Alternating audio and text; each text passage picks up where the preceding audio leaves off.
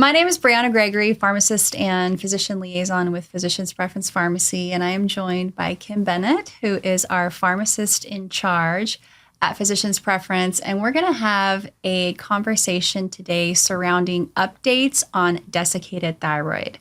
If this is something that you take, either through our pharmacy or through your retail pharmacy, or you have family members that take it, you need to stay tuned until the end because there have been some very recent developments that have been proposed by the FDA that require discussion.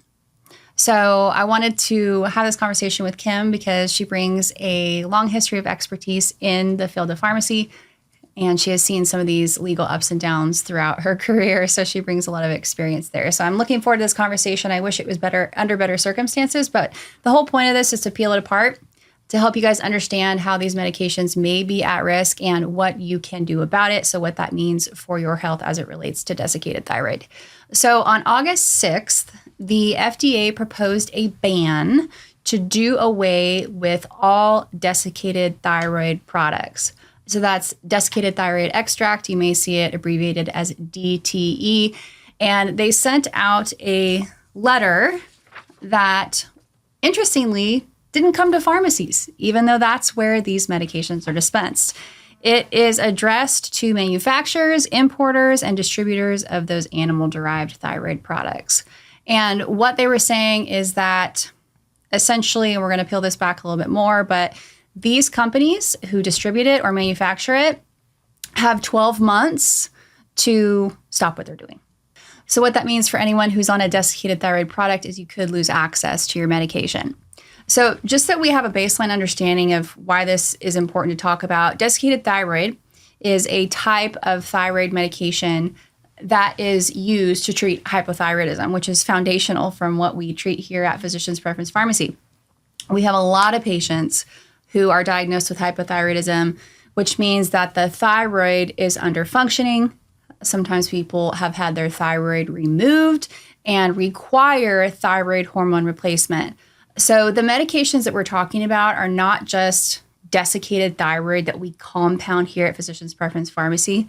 We are also talking about the commercially available drugs like Armour thyroid and NP thyroid, which they're all made from the same active ingredient, which is why we're discussing them all. But they each have different inactive ingredients that create different nuances between those specific products. So when we talk about someone who might be diagnosed with hypothyroidism, we're talking about someone who presents with symptoms like cold hands, cold feet, brittle nails, brittle hair. Anything else you want to add to that? Dry skin, constipation. Yes, think dry, think non-optimal functioning immunity. Everything is slowing down. And then I think the most obvious one is the metabolism. Right? So people that have hypothyroidism technically tend to be larger. So what is the actual issue at hand? Why are we bringing this FDA proposed ban up right now?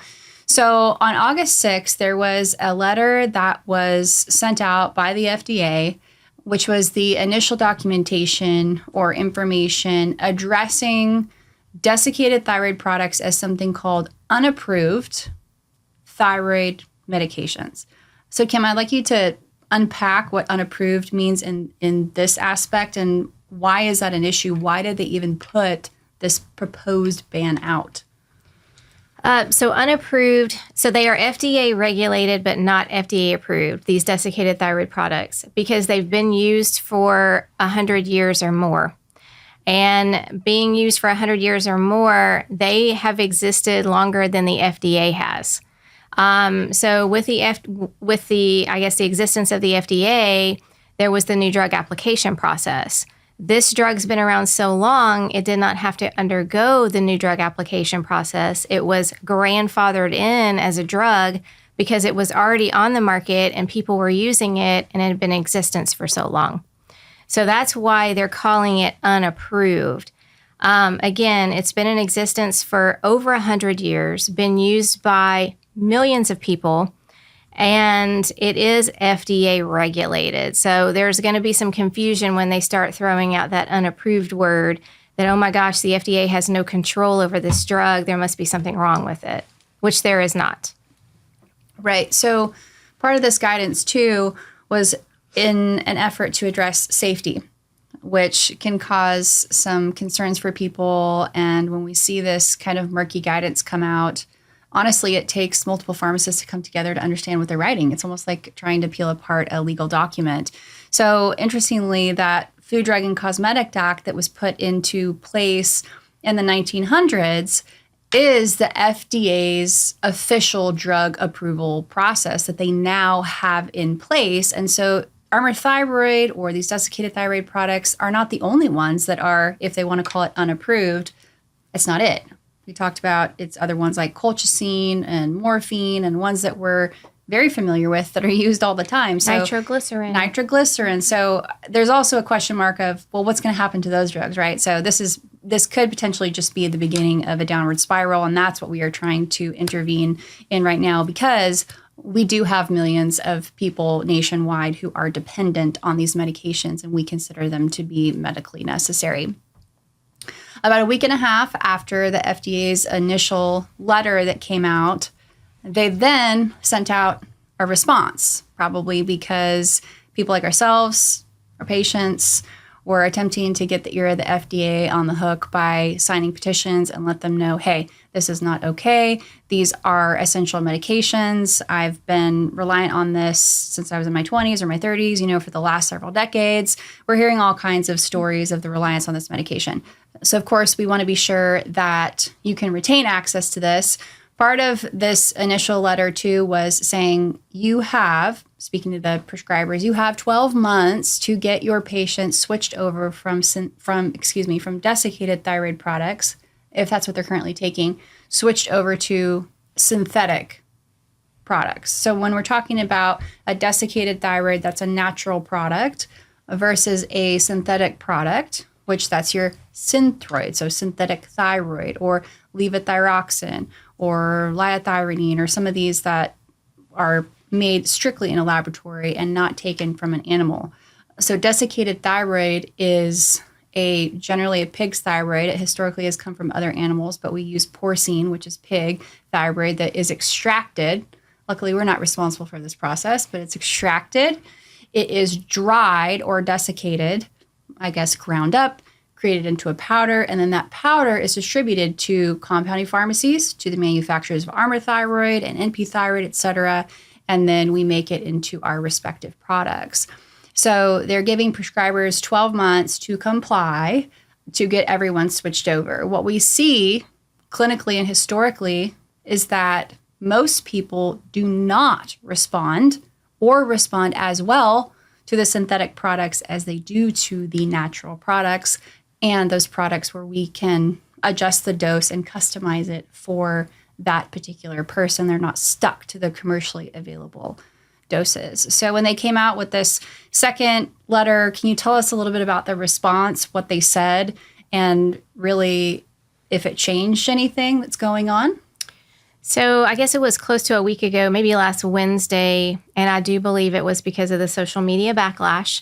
The FDA commissioner, Dr. Marty Makary, commented on his X account, FDA is committed to pursuing the first ever approval of desiccated thyroid extract, pending results of the ongoing clinical trials. In the meantime, we will ensure access for all Americans. And I do believe this is a very cryptic message. It is not definitive, or it does not provide any clarification at all as to what the plan is.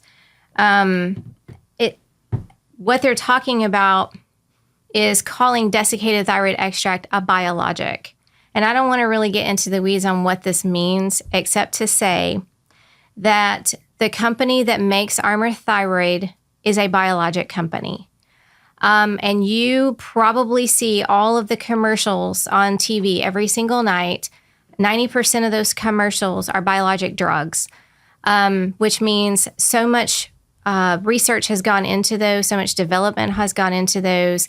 These are drugs that they say mimic natural functions in the body. They're charging people $7,500 per dose, sometimes $10,000 per dose. And if that happens with something like Armour thyroid or desiccated thyroid, where it receives a biologic classification, the price of Armour thyroid could skyrocket to thousands of dollars a month, which also is a patient access issue. So there would not be a ban on thyroid. However, you're limiting the number of patients that can afford desiccated thyroid if you go down that rabbit hole. And I do believe in my heart of hearts, that's where this will be going. It seems like a bit of a monopolization as well. It sure They're does. trying to corner the market, as you have said, which is concerning. Also, part of that 12-month timeline is that if you know anything about drug development and safety and efficacy studies, preclinical studies, animal studies, human studies, and longevity studies, those don't happen anywhere near a 12-month period. It is usually more than a decade, which is why so many of these pharmaceutical drugs are so expensive when they first hit the market, because they have to recoup those costs for the time and the development and the money that goes into preparing those studies. So to think that anyone could apply for a license, put up a manufacturing plant, start making these, do the studies is completely unrealistic. We don't disagree, especially as pharmacists, that safety and efficacy should be skirted. It is absolutely foundational for being sure that our patients are successful and healthy and safe in what they take. We support that, but safety and efficacy studies take time. Something else that is comical in this communication from the FDA is there's two things, really. One, they're saying that the use of desiccated thyroid products is concerning because if the dose is too high, it could be unsafe. Wouldn't that be any thyroid product or any medication? Any drug? I mean, what about Ozempic, right? I mean, why aren't we talking about that? It's the exact same concept. It's a dosing thing. It's not ever against any drug. It's the higher you start going on a dose of any particular medication, you're going to start eliciting side effects. The question is just, what are those going to be? And they say you should talk to your doctor. Of course, you should talk to your doctor. That's how you get the prescription, is from the doctor. Something else I wanted to point out, because at Physician's Preference Pharmacy, something that really sets us apart is our internal and third-party testing validation for potency of our products. So one of the listed concerns by the FDA and reasons behind banning this is they identify that there could be some inconsistent potencies from batch to batch of the unapproved desiccated thyroid products. So because desiccated thyroid is something that we compound so readily at Physician's Preference, Kim, can you explain to us how we verify consistency from batch to batch? So we do internal testing. So we do weight testing on all of our capsules that we compound. On every single batch that we compound, we do weight testing. And weight testing basically verifies the accuracy of the weight of the capsule. And with the weight of the capsule, anything outside of a plus or minus 3% variability is destroyed. So we don't keep anything that is out of that plus or minus 3% range. Then what we do is we do take random samples of all of our batches of hormones, everything that we make, and we send those to an outside lab to validate our techniques and our processes, because we believe that quality and safety are of utmost importance. You have to have consistency from batch to batch. Otherwise, patients are going to feel like this over time, and you don't want patients to feel like this on anything that they're on, thyroid or otherwise. So it's super important to be able to validate what you do with testing, accuracy testing, and potency testing. Very good. Yeah, so just continual education and also pulling together when we face things like this. You've seen this in the past with estrogen. Mm-hmm. And one of our concerns going forward is everything that we've talked about: price, patient access. There's definitely a conflict of interest present here. But also, when we're talking about preserving access to medications, the question for both of us is, okay, but what's going to be next? Is it going to be hormones? Is it going to be sex hormones? What is going to be next? So we don't want this ball to even start rolling which is why we felt necessary to have this conversation. Also, what does it mean for you? So if you're currently on desiccated thyroid, you can still get desiccated thyroid from us. Our prescribers are still prescribing that. You still have access to it, but it requires a call to action right now to continue to bend the ear of the FDA and let them know we need to maintain access to this. So there are at least 2 petitions that we will share with you, links for that, for you to go to sign that petition. You can share as much personal information as you wish of your personal story, how you've benefited. Maybe you have a spouse or a child or a family member who has benefited. Please share that.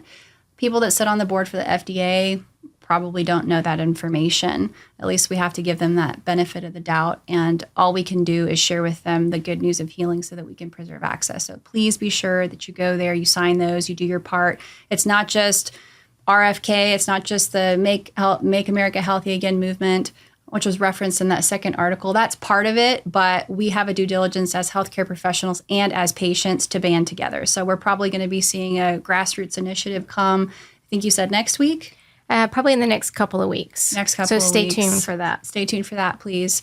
And be sure, if you learned anything, please share this video with other people that need to hear it. You're more than welcome to call us at Physicians Preference Pharmacy at 281-828-9088. But also, please have this conversation with your prescriber. And if they have any questions, they can call us as well.